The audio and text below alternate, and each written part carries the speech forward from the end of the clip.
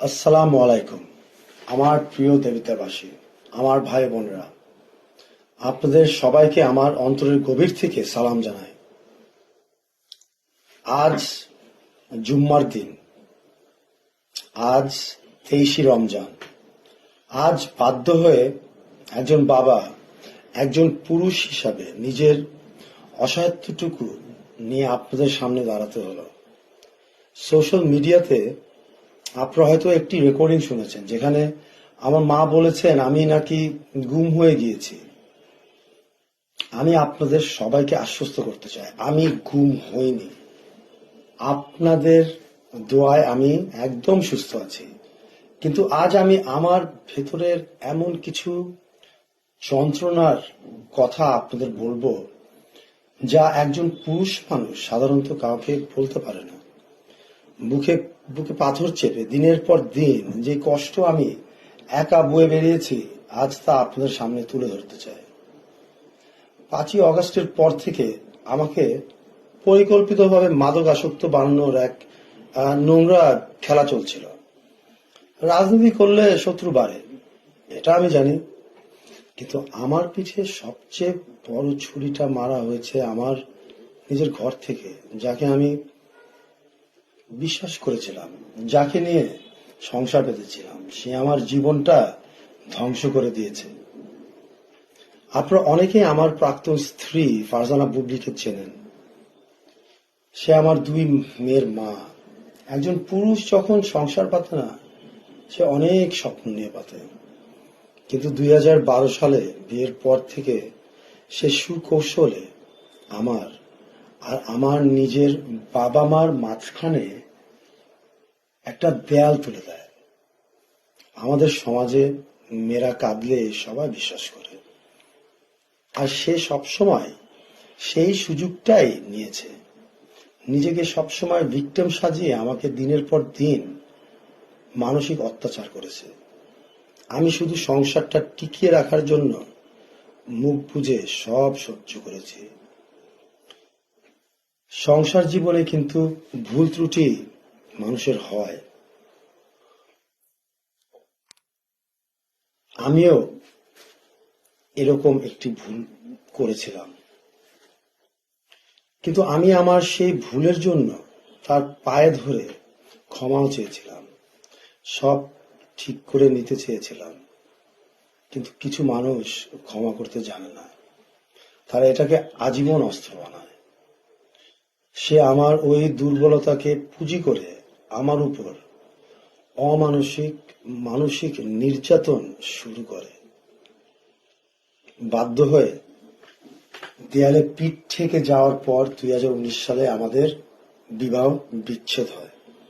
আর এর পর থেকে শুরু হয় একজন বাবার সবচেয়ে বড় শাস্তি।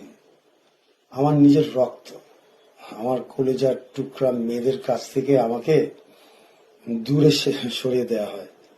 আপনারা যারা বাবা, তারা বুঝবেন নিজের সন্তানকে দেখতে না পাওয়ার যন্ত্রণা কতটা ভয়াবহ। ওদের কচি মগজে তিল তিল করে বিষ ঢুকিয়ে দেওয়া হলো। বুঝানো হলো আমি নাকি একজন খারাপ বাবা। আমি কাঁদতাম।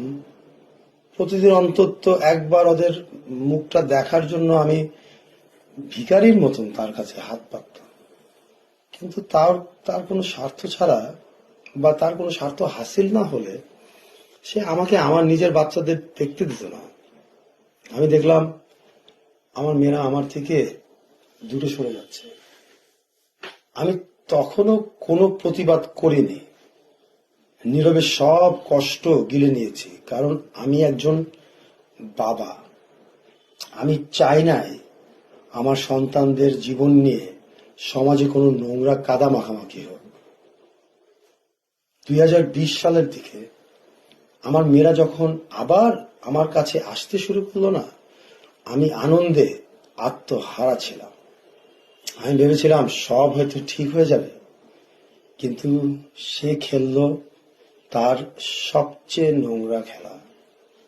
আমি আমার নিজের রুমে সোফাতে ঘুমিয়ে আছি, এমন একটি ব্যক্তিগত মুহূর্তের ভিডিও সে গোপনে ধারণ করে এবং সেটা আপত্তিকরভাবে উপস্থাপন করে এবং আমাকে ব্ল্যাকমেল করা শুরু করে।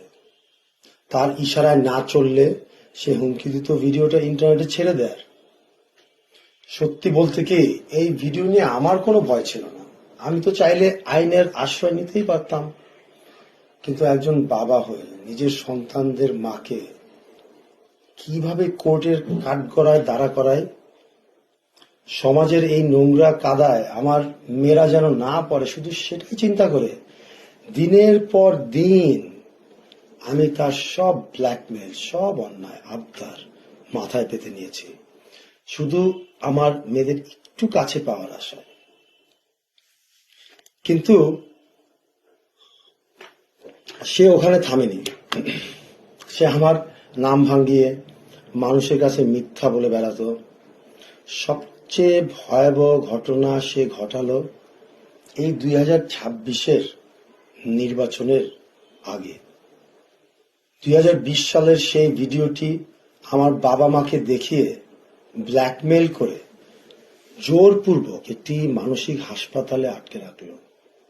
একবার ভেবে দেখুন, একজন সুস্থ মানুষকে পাগল সাজিয়ে আটকে রাখার চেয়ে অমানবিক কাজ আর হতে পারে?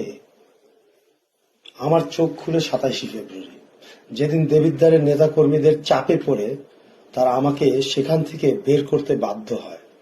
আমি আমার মাকে জিজ্ঞাসা করলাম, বুবলি কেন দেবিদ্বারে যাবে আমার সাথে? তখন জানতে পারলাম আসল সত্য। সে মূলত আমার স্ত্রী এবং আমার বাবা আলহাজ ইঞ্জিনিয়ার মঞ্জুর হাসান মুন্সির পুত্রবধূ। এই ভুয়া পরিচয়টা ব্যবহার করে মহিলা আসনের এমপি হতে চেয়েছিল। ডিভোর্সের এত বছর পরে সে কেন আমার আবেগ, আমার সন্তানদের নিয়ে নোংরা খেলাটা খেলছে, তখন আমার কাছে পানির মতন পরিষ্কার হয়ে যায়। আমি তাকে মুখের ওপর বলে দিই, তুমি ফরিদপুরের মেয়ে, আমার বা আমার পরিবারের সাথে তোমার কোনো সম্পর্ক নাই। তখন সে আমাকে অভিশাপ দিয়ে বলল, তাহলে তুমি এখানে জীবন কাটাও। ভাই বোনেরা, পুরুষ মানুষের কান্না কেউ দেখে না। আমাদের কষ্টগুলো বুকের ভিতরে গুমড়ে মরে। দেবিদ্বারে আমার অনুপস্থিতিতে সে আমার নাম ভাঙিয়ে যেই রাজনীতি করার চেষ্টা করেছিল তা আজ সবার সামনে উন্মোচিত। আর তাই আমাকে চিরতরে সরিয়ে দেওয়ার জন্য বা আমার পরিবারকে মিথ্যাবাদী বানানোর জন্য এই গুম হওয়ার নাটক সাজানো হয়েছিল। আমি আজ সব হারিয়ে আপনাদের কাছে ফিরে এসেছি। আমি একটি কঠিন সিদ্ধান্ত নিয়েছি। আমি আর ঢাকাতে থাকবো না। আমি আমার দেবিদ্বারে ফিরে আসছি। আপনারা ছাড়া আমার যাওয়ার কোনো জায়গা নাই। দেবিদ্বার পাশির কাছে আমার শুধু একটি আকুল আবেদন, আপনারা আমাকে শুধু একটা সুযোগ দিন। সত্য কখনো চায় চাপা দিয়ে রাখা যায় না, তাই কারো কোনো কথা শুনে ছুট করে বিশ্বাস করে নেবেন না। আমি গুম হইনি, আমি আপনাদের সাথে আছি। আপনারা শুধু এই অসহায় ছেলেটার জন্য দোয়া করবেন।